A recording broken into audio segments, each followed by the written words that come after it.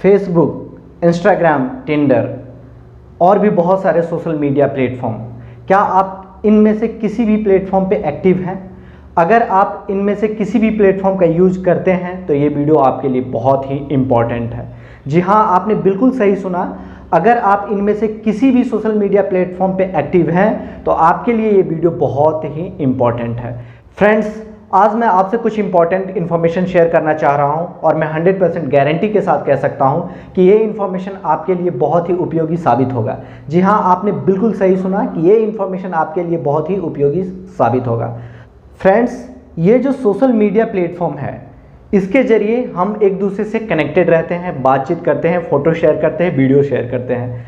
क्या आपको पता है इन्हीं सोशल मीडिया प्लेटफॉर्म के ज़रिए एक बहुत बड़ा क्राइम हो रहा है, एक बहुत बड़ा गैंग इन्वॉल्व है इसके पीछे। फ्रेंड्स, मैं आपको ये बताना चाह रहा हूँ कि इन सोशल मीडिया प्लेटफॉर्म पे क्राइम हो कैसे रहा है। तो देखिए कैसे हो रहा है।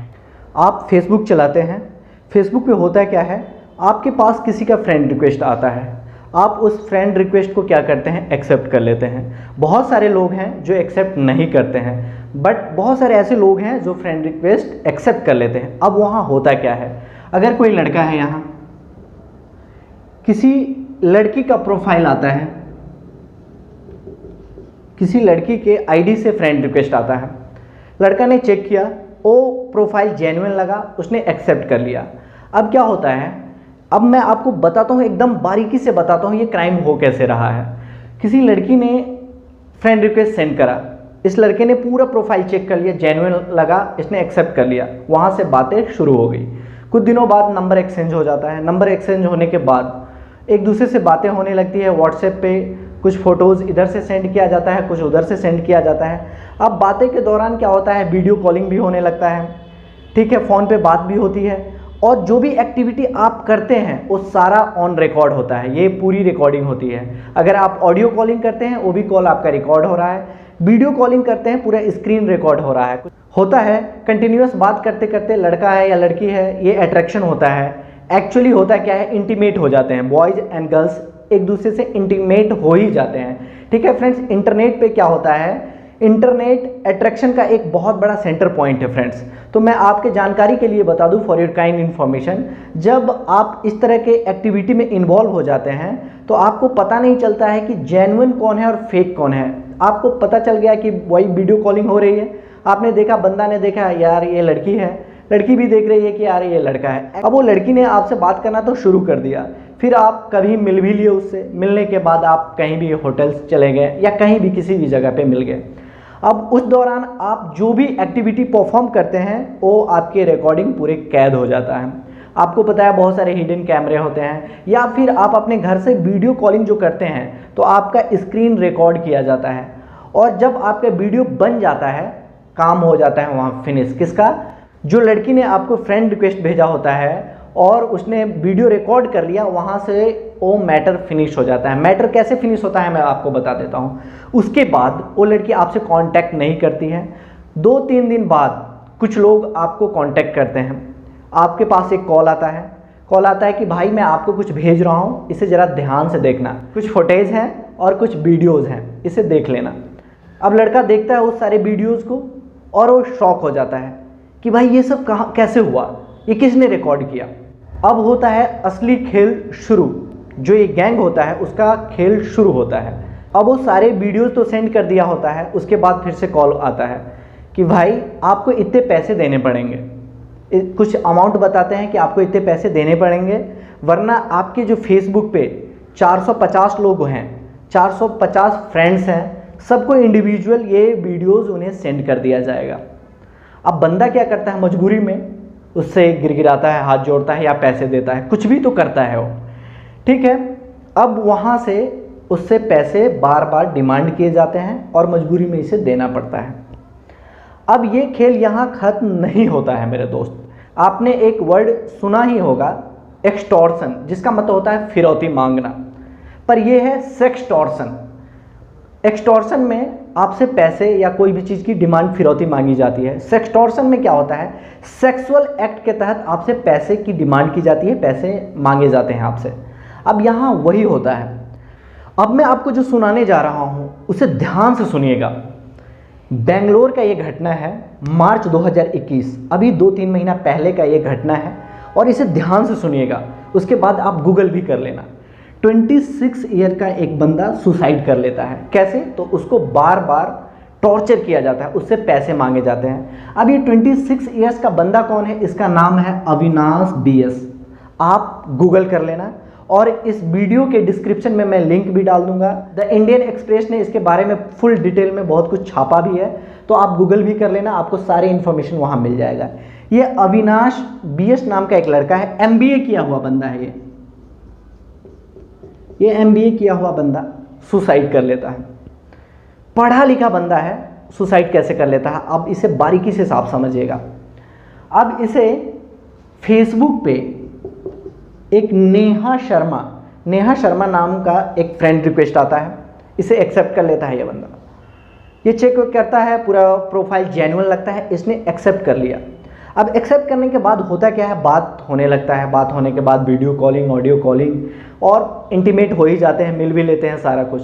और मिलने के बाद जो कुछ भी परफॉर्म किया होता है वो सारा का सारा क्या होता है, रिकॉर्ड हो जाता है। इस बंदे के पास 3-4 दिन बाद एक कॉल आता है कि भाई मैं तुम्हें कुछ भेज रहा हूँ, इसे देख लेना। बिल्कुल जैसा मैंने अभी अभी सुनाया है, इस बंदे के पास कॉल आता है कि भाई मैं कुछ फुटेज और वीडियोस भेज रहा हूँ, इसे देख लो। बंदा देखता है, उसके बाद बिल्कुल कंप्लीटली शॉक्ड कि भाई ये मेरे साथ क्या हो गया, ये किसने रिकॉर्ड कर ली। अब खेल यहाँ भी शुरू होता है। इस बंदे से पैसे मांगा जाता है और ये बंदा पैसा देता भी है। नहीं तो इसे भी कहा जाता है कि भाई फेसबुक पे तुम्हारे जितने भी फ्रेंड्स हैं उन सभी को इंडिविजुअल ये तुम्हारे सारे वीडियोस भेज दिए जाएंगे। तुम्हारे फ्रेंड्स है, फैमिली है, रिलेटिव्स है, इन सभी को भेज दिए जाएंगे। बंदा डर से क्या करता है, इसे पैसे देना शुरू कर देता है। पैसे देते देते ये बंदा थक जाता है, पैसे ख़त्म हो जाता है। उसके बावजूद भी इस बंदे से 35,000 का डिमांड किया जाता है। अब इस बंदे के पास पैसे ख़त्म हो चुका होता है, फिर भी अपने दोस्तों से उधार 35,000 लेता है। अपने दोस्तों से 35,000 रुपया उधार लेने के बाद उस गैंग को 35,000 भेज देता है। पर वो गैंग इतने पे भी नहीं मानता है। इतने के बावजूद भी कुछ दिन बाद फिर से इसे पैसे की डिमांड करता है कि तुम 21,000 रुपया और भेजो, तब तुम्हारा एक वीडियो डिलीट कर देंगे। उसके कई सारे वीडियो बना लिए होते हैं ये लोग। अब देखो क्या होता है, 21,000 रुपया फिर से उसे मांगा जाता है 35,000 देने के बाद भी। अब वो बंदे पैसे दे दे करके थक चुका होता है, उसके पास पैसे नहीं होता है, दोस्तों से उधार ले लेके देता है। इसके बावजूद भी उस पर डिमांड किया जाता है। बंदा पूर्ण रूप से टॉर्चर हो जाता है। उसके बाद वो बंदा सुसाइड कर लेता है, यानी आत्महत्या कर लेता है। अब आत्महत्या कर लेने के बाद घर वाले को पता नहीं चलता है कि ये क्या हुआ, अविनाश के साथ हुआ क्या था, क्यों कर लिया सुसाइड। सुसाइड के 3 दिन बाद नेहा शर्मा कांटेक्ट करती है अविनाश के सिस्टर से फेसबुक के माध्यम से और उसे कहती है कि अविनाश मुझसे 3 दिन से बात नहीं कर रहा है, उससे बात करवाना। अब उसकी सिस्टर इंटेलिजेंट ठहरी, थोड़ा दिमाग वाली ठहरी। वो दिमाग लगाती है, अविनाश के सारे फ्रेंड को लगभग पता हो गया है कि अविनाश इस दुनिया में नहीं रहा, मर चुका है, वो सुसाइड हो चुका है उसका।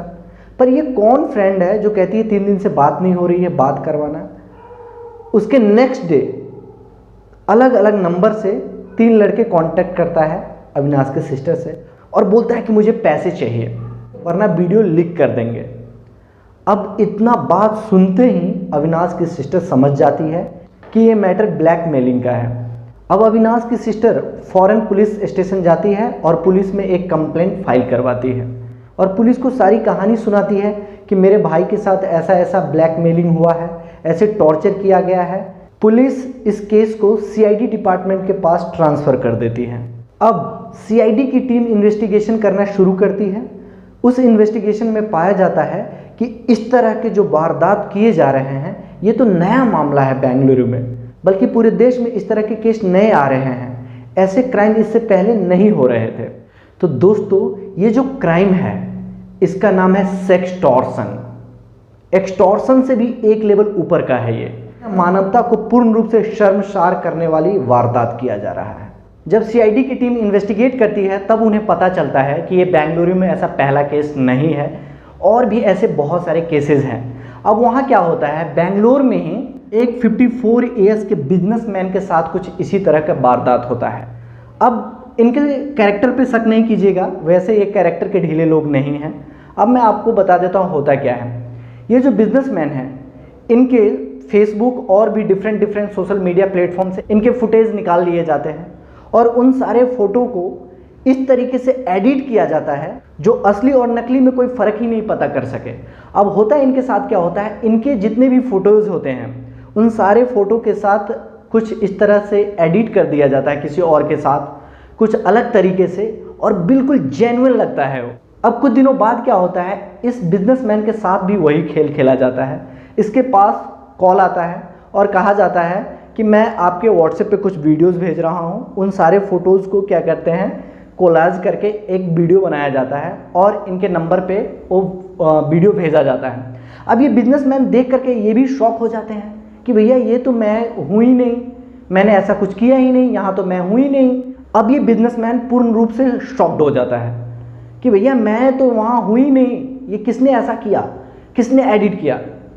अब उस टीम का जो गैंग इन्वॉल्व है उस गैंग का फ़ोन आता है कि भैया आपको पैसे देने पड़ेंगे, इतने पैसे उसने डिमांड करे होते हैं। अब ये बिजनेसमैन थोड़ा बहुत इधर उधर करता है, बोलता है कि मैं तो हूँ ही नहीं। तो वो गैंग क्या करता है, इनको धमकी देना शुरू करता है कि आपके जितने भी रिलेटिव्स हैं, जो भी फ्रेंड्स हैं और जो भी लोग आपसे सोशल मीडिया के थ्रू जुड़े हुए हैं, सभी को इंडिविजुअली ये वीडियो सेंड कर दिया जाएगा, ये सारे फ़ोटोज़ सेंड कर दिए जाएंगे। अब होता क्या है, इज्जत के डर से ये बिजनेसमैन भी उसे पैसा देना शुरू कर देता है। अब ये पैसा तो ले लेता है, उसके बाद कई दफ़ा इससे पैसे मांगते रहते हैं वो गैंग। जब पानी सर से ऊपर हो जाता है तो ये बिजनेसमैन भी वही करता है जैसा अविनाश की सिस्टर ने किया था, पुलिस में कंप्लेन रजिस्टर करवाते हैं और वहाँ पुलिस फिर से क्या करती है, सीआईडी टीम को ये केस भेज देती है। सीआईडी टीम इन्वेस्टिगेट करती है और बहुत ही तगड़ा इन्वेस्टिगेशन के बाद पाया जाता है कि ये जो गैंग है, ये गैंग तो बेंगलुरु में है ही नहीं, ये बेंगलुरु से बहुत दूर ये गैंग कहीं ना कहीं छुपा हुआ है। और जब पता लगता है कि ये जो गैंग है इस तरह का वारदात को अंजाम देते हैं, ये गैंग राजस्थान के भरतपुर में पाया जाता है। अब वहाँ क्या करता है, बहुत ही तगड़ा इन्वेस्टिगेशन के बाद इस पूरे गैंग को तलाश तो लिया जाता है, उसमें से 4 बंदे को अरेस्ट किया जाता है। ये 4 बंदे हैं, आप यहाँ देख सकते हैं। हाँ, यहाँ मैं किसी भी तरीके से कास्टिज्म नहीं कर रहा हूँ, बट मैं ये कह रहा हूँ कि ये 4 के 4 बंदे जो है सो मुसलमान हैं। ठीक है, आप नाम पढ़ रहे हैं, ठीक है ना, ये शाहरुख खान, नसीर। मैं इस क्राइम को, इस गैंग को मजहब में बंटवारा नहीं कर रहा हूँ, परंतु मैं आप लोगों को ये बताना चाहता हूँ जो भी लोग इस तरह का वारदात करते हैं उनके साथ क्या करना चाहिए। अब मैं आपको बताता हूँ, हम और आप कुछ नहीं कर सकते हैं, ये पुलिस की जिम्मेदारी है, परंतु उससे भी पहले ये आपकी जिम्मेदारी है कि आप कितना सतर्क रहें। मेरे अकेला वीडियो बनाने से ये रुक नहीं जाएगा, परंतु मैं आप सभी से ये कहना चाहूँगा, इस वीडियो को आप इतना ज़्यादा शेयर करें कि हर लोगों तक ये पहुँचे और इससे लोग सावधान रहें। अब मैं आपको बताता हूँ, 19 अप्रैल को मेरा एक फ्रेंड है हैदराबाद में, मैं नाम नहीं लूँगा, बट मैं आपको ट्रू इन्फॉर्मेशन शेयर कर रहा हूँ। 19 अप्रैल को मेरा एक फ्रेंड हैदराबाद से फ़ोन करता है कि रंजन, इस नाम से तुम्हारे पास कोई फ्रेंड रिक्वेस्ट आया है क्या फेसबुक पे? मैं बोला हाँ। फिर मैंने पूछा क्यों? तो मेरे सभी दोस्तों के पास ये रिक्वेस्ट जा रहा है। मैंने बोला कि भैया मैंने एक्सेप्ट इसलिए किया क्योंकि उससे तुम्हारे रिश्तेदार और तुम्हारे कुछ फ्रेंड्स जिन्हें मैं भी जानता हूँ, कॉमन फ्रेंड है, इसलिए मैंने एक्सेप्ट कर लिया। उसने मुझे बोला कि अभी के अभी इंस्टेंटली उसे ब्लॉक करो। मेरी कुछ दिनों से बात चल रही थी और मुझे वो धमकी दे रहा है कि मुझसे 6000 रुपये मांगे जा रहे हैं। दोस्तों, ये ऐसे ही नहीं चल रहा है, ये जो खेल है फुल्ली ऑर्गेनाइज तरीके से चल रहा है, इसे पूरे माइंड गेम के तहत फिनिश करना पड़ेगा। तो मैं आप लोगों से इतना ही कहूँगा कि आपके पास किसी भी सोशल मीडिया प्लेटफॉर्म पे किसी भी अननोन पर्सन का रिक्वेस्ट आता है, फ्रेंड रिक्वेस्ट आता है, तो उसे एक्सेप्ट ना करें, पहले जान ले, परख ले, तभी, नहीं तो ये आपके लिए बहुत ही खतरनाक साबित हो सकता है। फ्रेंड्स, मैं एक बार और बोलूँगा कि मेरे अकेला वीडियो बनाने से ये चीज़ रुकेगा नहीं, परंतु आप लोग की जिम्मेदारी है कि इस वीडियो को ज़्यादा से ज़्यादा शेयर करें। और ये जो सेक्सटॉर्शन है, सेक्सटॉर्शन ये नया क्राइम है, ये नया गैंग इन्वॉल्व है इसमें। और मैं आप सभी से एक गुजारिश करना चाहूँगा, आपके पास किसी भी अननोन पर्सन का फ्रेंड रिक्वेस्ट आता है तो बिना जांचे परखे प्लीज़ उसे एक्सेप्ट ना करें, नहीं तो इसके जिम्मेदार सिर्फ और सिर्फ आप होंगे और कोई नहीं। Thank you so much. जय हिंद, जय भारत।